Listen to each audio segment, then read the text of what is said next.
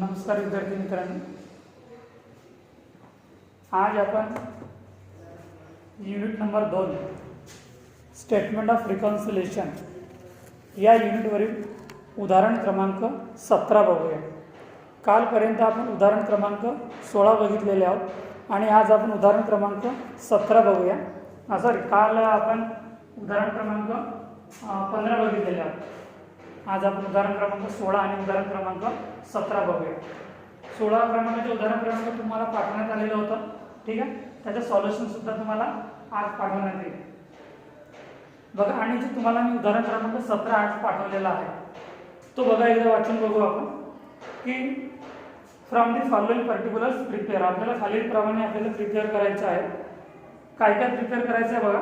Statement of cost, point first, point second profit and loss account and point third is reconciliation statement. आपल्याला या उदाहरणात तीनही accounts आपल्याला prepare करायचे आहेत। उदाहरण तुम्हाला दिलेलं आहे, stock of raw material 1 April 2005, stock of finished goods 4000 units 1 April 2005, purchase of raw material, wedges, work expenses, office expenses, selling and distribution expenses, stock of raw material 31 March 2005, stock of finished goods 1500 units 31 March 2006। म्हणजे आपल्याला opening material दिलेला आहे आणि closing material सुद्धा दिलेला आहे। Finished stock सुद्धा opening दिलेला आहे आणि क्लोजिंग सुद्धा दिलेला आहे। Production during the year 18,000 units. आपल्याला प्रोडक्शन 18,000 युनिट सुद्धा दिलेले आहेत। म्हणजे आपलं स्टेटमेंट ऑफ कॉस्ट वर प्रोडक्शन राहतील 18,000 युनिट्स। नंतर अदर इन्फॉर्मेशन मध्ये बघा काय दिलं आहे, in costing records factory on cost is calculated 20% on prime cost. आपल्याला ॲक्च्युअल दिलेला आहे फॅक्टरी कॉस्ट 20% घ्यायचं आहे आपल्याला प्राइम कॉस्टवर। नंतर office on cost 80% on factory on cost. आपल्याला ऑफिस ऑन कॉस्ट 80% कशावर घ्यायला लागेल, फॅक्टरी ऑन कॉस्टवर। And selling and distribution expenses per unit ₹3 charges 20% profit on selling price. आणि आपल्याला सेलिंग प्राइसचं पर्सेंट सुद्धा दिलेलं आहे।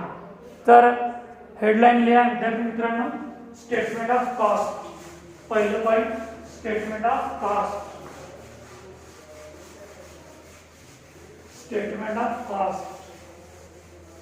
डाव्या बाजूला लिहा प्रोडक्शन, स्टेटमेंट ऑफ कॉस्ट डाव्या बाजूला लिहा production, statement of cost, statement of cost डाव्या बाजूला लिहा प्रोडक्शन। प्रोडक्शन किती दिलेले आहे, 18,000 युनिट्स। आखणी करा, आपल्याला याच्यात पर युनिट सुद्धा रेट काढावा लागेल कारण की आपल्याला प्रोडक्शन दिलेलं आहे, ठीक आहे। Particulars, particulars per unit and total rupees. पहिलं काय म्हणणार आपला, opening stock of raw material. उदाहरणार्थ बघा, stock of raw material 1 April 2005 1,40,000। Opening stock of raw material, opening stock of raw material किती दिलेला आहे, 1,40,000 दिलेला आहे, 1,40,000। आता 1,40,000 याचे पर युनिट रेट किती निघेल, 1,40,000 भागिला 18,000 किती निघेल, 1,40,000 भागिला 18,000, 1,40,000 भागिला 18,000 7.78 रुपये। नंतर opening stock of raw material झाला। नंतर काय राहील, purchase of raw material, purchase of raw material plus purchase of raw material. Purchase of raw material किती दिलेलं आहे बघा, परचेस ऑफ रॉ मटेरियल 8,50,000, 8,50,000 याचे 8,50,000 भागिला 18,000 याचा पर युनिट रेट निघेल 8,50,000 8,50,000 भागिला 18,000 किती निघेल 47.22. नंतर अजून काही दिलेलं आहे का वेजेस तर नंतर होईल त्याचं कॅल्क्युलेशन. याची टोटल करा 1,40,000 आणि 8,50,000 8 9,90,000 9,90,000 हे काय राहणार आहे कन्झ्युम्ड मटेरियल.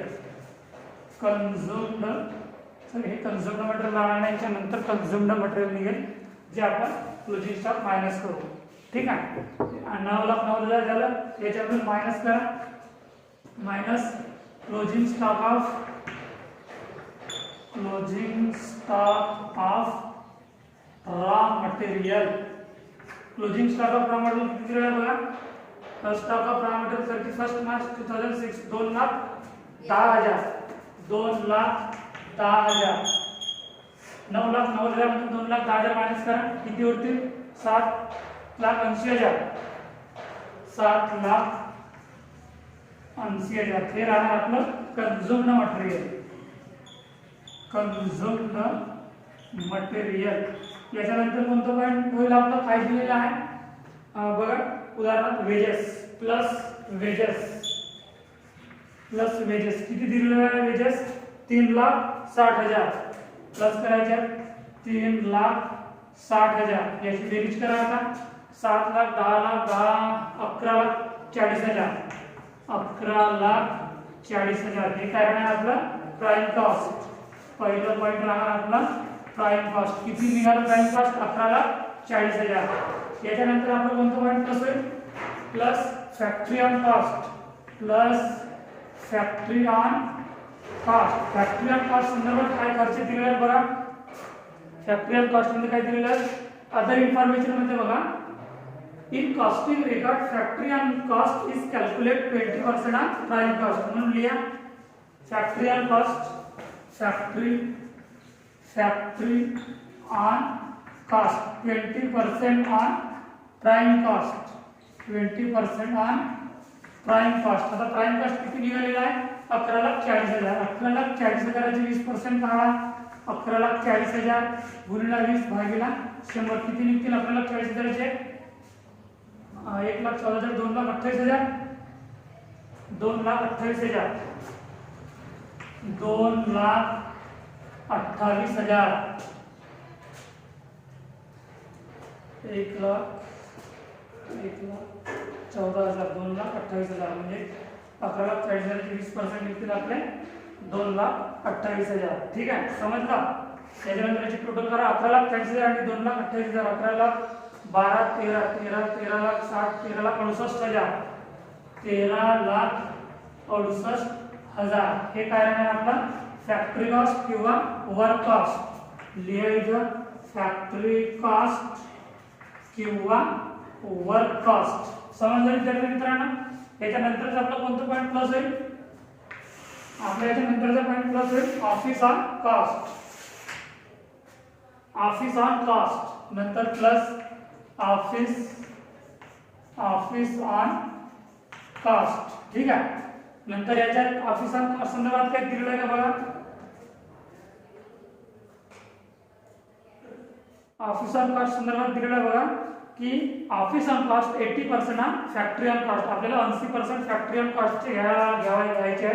तर लिहा खाली office on cost office on cost 80% on factory on cost factory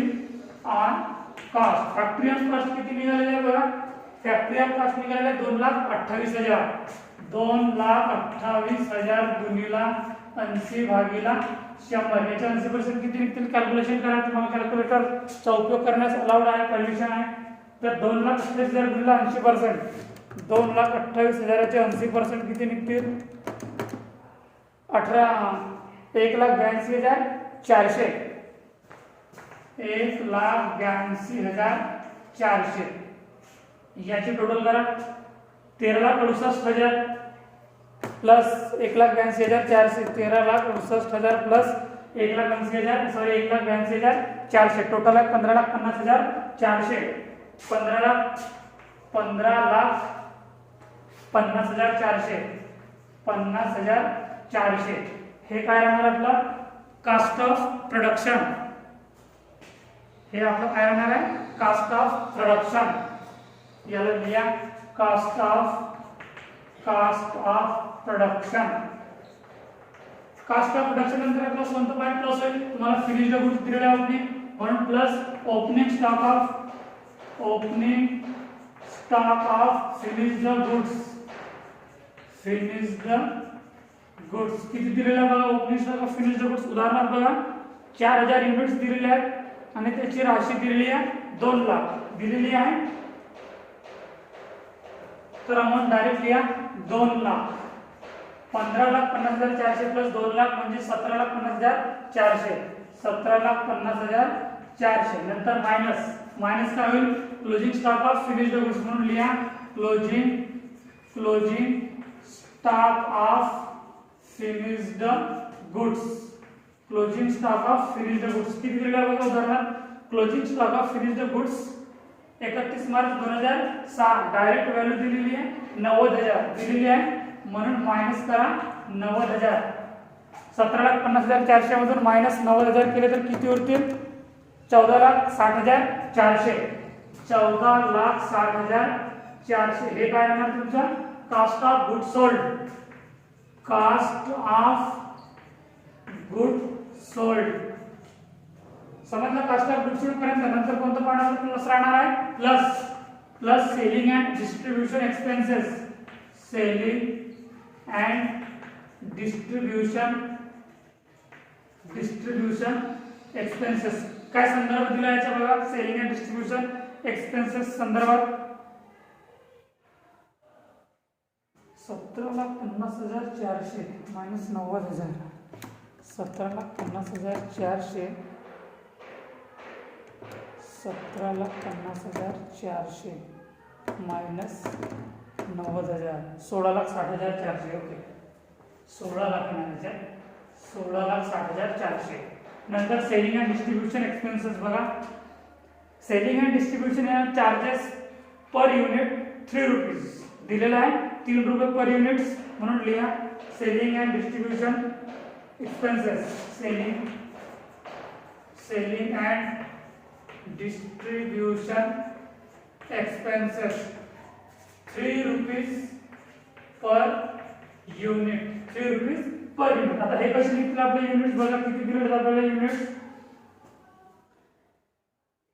दिलेले आहेत. क्लोजिंगचे मायनस होतील बरोबर आहे. Opening plus production 18,000 plus opening आहे 4,000 मायनस 1,500. आता आपल्याला प्रश्न पडेल की युनिट्स कोणते उपयोगात आणायचे. ठीक आहे, तिथं लिहायला जागा नसल्यामुळे मी बाजूला लिहितो आहे. क्लोजिंग स्टॉक ऑफ फिनिश्ड गुड्सचे आपल्याला युनिट्स दिलेले आहेत, plus opening stock of finished गुड्सचे आपल्याला युनिट्स दिलेले आहेत आणि प्रोडक्शनचे सुद्धा युनिट्स दिलेले आहेत. आणि अशा प्रकारचे उदाहरण तुम्हाला कॉस्ट शीट मध्ये झालेलं आहे. जर आपल्याला सेलिंग अँड डिस्ट्रीब्युशनची व्हॅल्यू काढायची असेल आणि पर रेट दिलेला असेल तर युनिटचं कॅल्क्युलेशन कशा प्रकारे करायचा, कशा प्रकारे केलं जाईल बघा. Production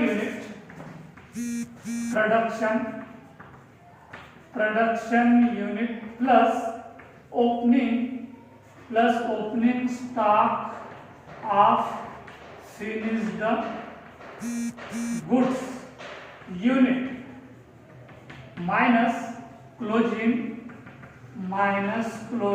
stock of finished goods unit.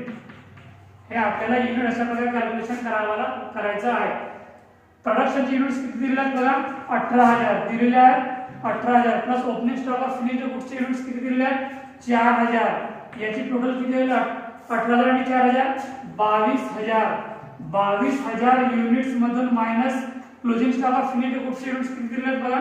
उदाहरणामध्ये 1,500 तर किती उरतील 22,000 मध्ये 1,500 गेले तर 20,500 हे झाले युनिट्स. आता याच्यावर आपल्याला 3 रुपये पर युनिट नी चार्जेस करावा लागेल बरोबर आहे.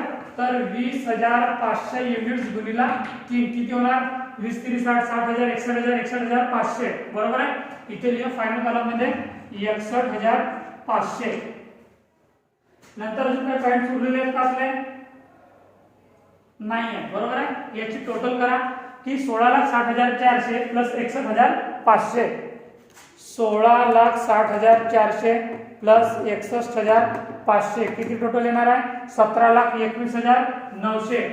17,21,900 हे काय राहणार तुमचं टोटल कास्ट. लिहायचं टोटल कास्ट. टोटल कास्ट नंतर आपलं कोणतं पॉईंट येतो आहे? Profit.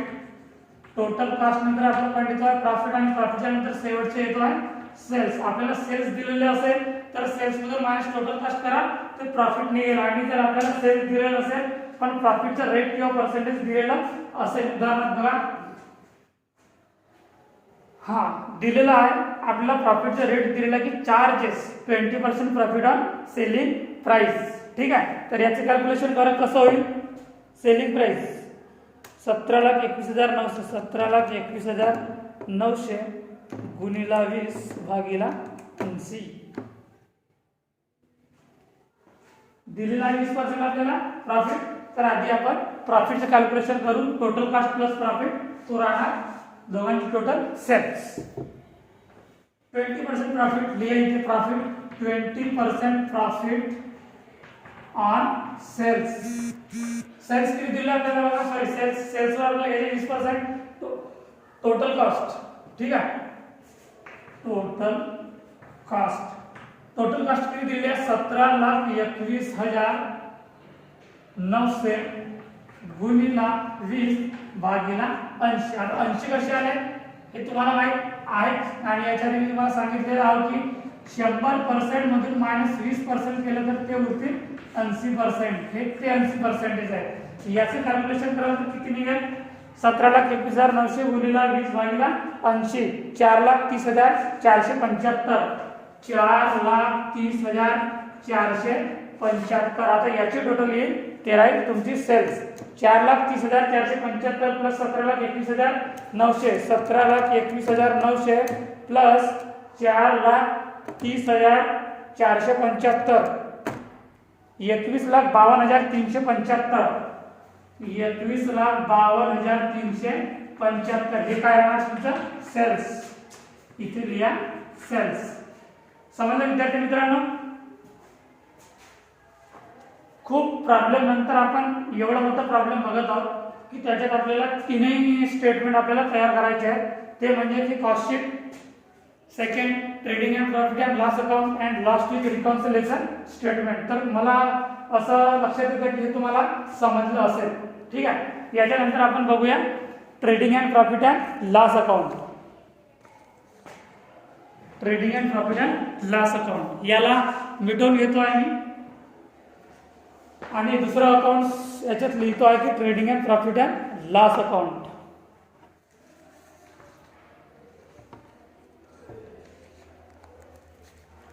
Trading and profit and loss account लिहा विद्यार्थी मित्रांनो आपल्या रजिस्टर मध्ये.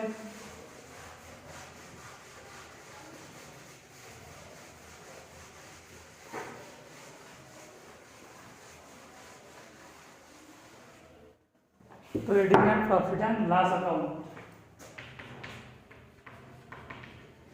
ट्रेडिंग अँड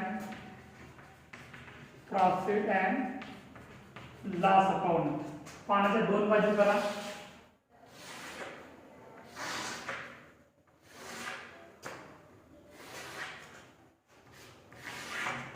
पर्टिक्युलर्स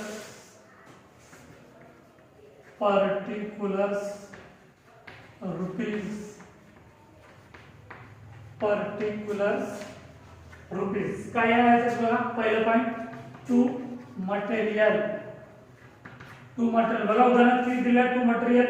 आता आपल्याला उदाहरणार्थ ओपनिंग स्टॉक दिलेला आहे आणि परचेस सुद्धा दिलेलं आहे. तर लिहा रॉ मटेरियल 1,40,000 टू मटेरियल 1,40,000. नंतर काय दिलेलं आपल्याला परचेस दिलेला आहे. परचेस ऑफ रॉ मटेरियल दिलेला आहे म्हणून लिहा to purchase of raw material.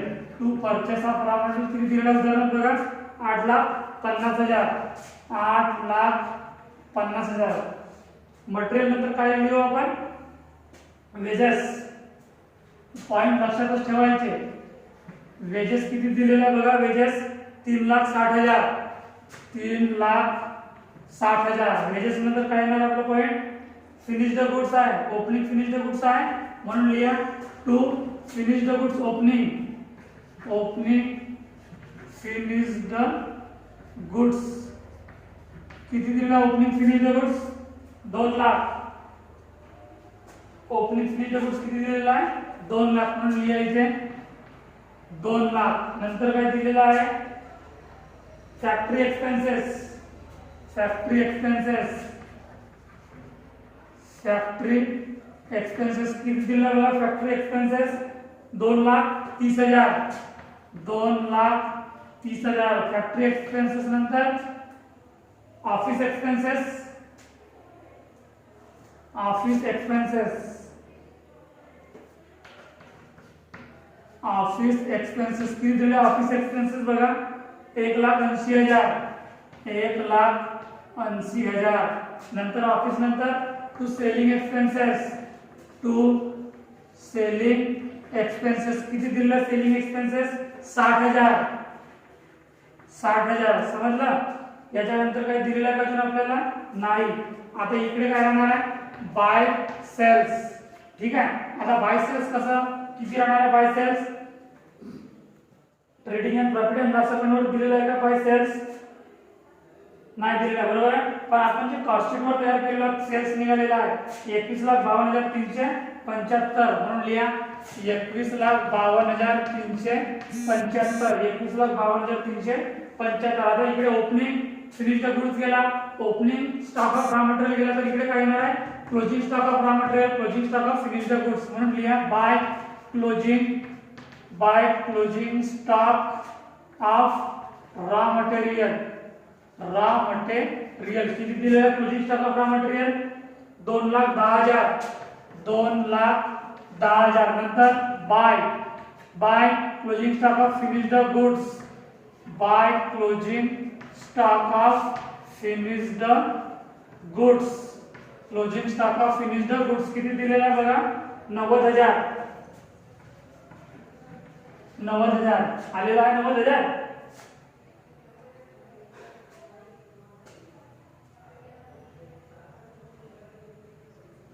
आता याची टोटल करा,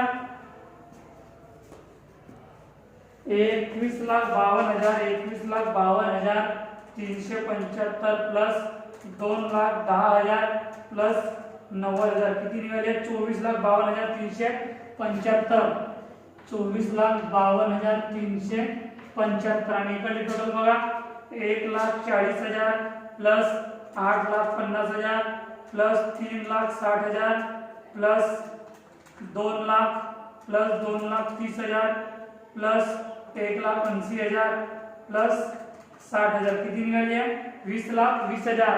ठीक आहे. तर इकडे निघेल to net profit, to net profit. ठीक आहे. टू नेट प्रॉफिट किती, बॅलन्स राहणार किती निघेल, तर 24,52,375 मधून 20,20,000 मायनस करा, 24,52,375 किती उरेल, 4,32,375. लिहा इथे 4,32,375 आणि याची टोटल 24,52,375. याला फिनिश करा. समजला. Trading and profit and loss account ओपनिंगच्या ज्या काही व्हॅल्यू आहेत त्या डेबिट साइडला येतील आणि दुसऱ्या क्रेडिट बाजूला येतील. ठीक आहे.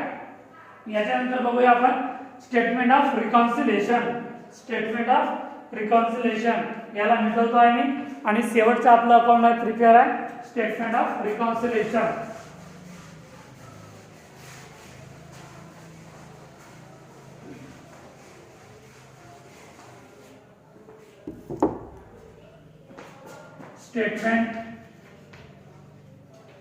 Statement of reconciliation. Statement of reconciliation पहिलं कोणतं पॉइंट आहे स्टेटमेंट ऑफ रिकॉन्सिलेशन मध्ये, profit as per cost account. लिहा profit as per cost account जो आपलं कास्ट शीटवर जो प्रॉफिट निघालेला आहे तो किती निघालेला आहे 4,30,475 4,30,475 4,30,475 नंतर आपलं कोणतं पॉईंट प्लस होईल plus over charges expenses and under charges income याच्यात कोणकोणते पॉईंट्स येतील बघा ऑफिस एक्सपेन्सेस पहिलं पॉईंट येईल ऑफिस एक्सपेन्सेस किती दिले ऑफिस एक्सपेन्सेस बघा ऑफिस एक्सपेन्सेस कॉस्ट शीटवर किती दिलाय कॉस्ट शीटवर आपला ऑफिस एक्सपेन्सेस किती निघालेला आहे ऑफिस एक्सपेन्सेस 1,82,400 आणि उदाहरणार्थ किती दिलं आपलं trading and profit and loss अकाउंटवर 1,80,000 म्हणून लिहा 1,82,400 1,82,400 मायनस 1,80,000 किती होते 2,400 नंतर कोणता पॉईंट येणार आहे सेलिंग एक्सपेन्सेस याचं सुद्धा बघा कॅल्क्युलेशन काय दिलेलं आहे की 60,000 आपल्याला trading and profit and loss अकाउंटवर दिलेले आहेत आणि आपलं कॉस्ट शीटवर निघालेले आहेत 61,500 तर 61,500 मायनस 60,000 किती होतील 1,500 अजून नंतर काय येतं आपलं बघा नंतर आपलं काही येणार नाही फक्त राहिलेलं आहे फॅक्टरी एक्सपेन्सेस तो सुद्धा आपलं मायनस मध्ये जाईल याची टोटल करा 4,30,475 4,30,475 प्लस 2,400 प्लस 1,500 4,34,375 4,34,375 आता मायनस काय होणार आहे minus under charges expenses and over charges income काय नाही राहायचं फॅक्टरी एक्सपेन्सेस पहिला पॉईंट राहणार आहे फॅक्टरी एक्सपेन्सेस बघा फॅक्टरी एक्सपेन्सेस आपल्याला trading and profit and loss अकाउंटवर 2,30,000 दिलेला आहे आणि कॉस्ट शीटवर किती निघालेले फॅक्टरी एक्सपेन्सेस 2,28,000 तर बघा 2,30,000 मायनस 2,28,000 किती होते 2,000 अजून नंतर काय दिलेलं आहे आपल्याला एक्सपेन्सेस नाही या 2,000 मायनस करा तर किती होतील 4,32,375 4,32,375 हे काय राहणार आहे प्रॉफिट ॲज पर फायनान्शियल अकाउंट प्रॉफिट ॲज पर फायनान्शियल अकाउंट समजलं विद्यार्थी मित्रांनो याला बंद करून घ्या याच्यावरचे रिकन्सिलिएशन स्टेटमेंट खूप सोपा आहे याच्यानंतरचे प्रॉब्लेम्स आपण दुसऱ्या व्हिडिओमध्ये घेऊया धन्यवाद